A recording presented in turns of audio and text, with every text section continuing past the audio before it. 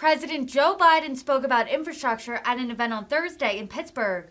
During his remarks, he spoke about his predecessor, Donald Trump.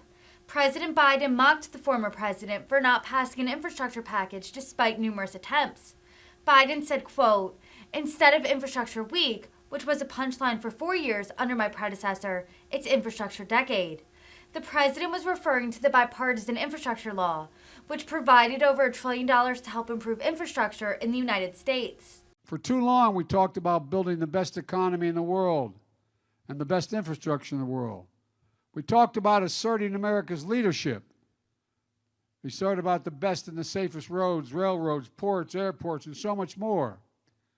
But now we didn't do it. We're finally getting to it. We're getting it done. We finally decided that instead of being ranked number 13 in the world, 13 in the world in infrastructure, the United States, 13 in the world in infrastructure, we should be ranked number 1. So instead of infrastructure week, which was a punchline for 4 years under my predecessor, it's infrastructure decade, a headline on my watch.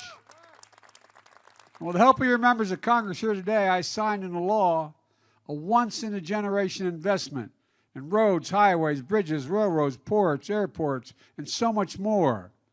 Over $1.2 trillion. It's called the Bipartisan Infrastructure Law, and it's the most significant investment in American infrastructure, roads, bridges, etc., than Eisenhower's interstate highway system.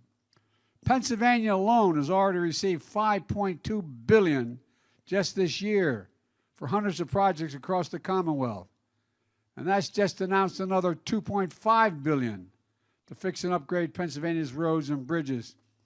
And there'll be billions more for other projects.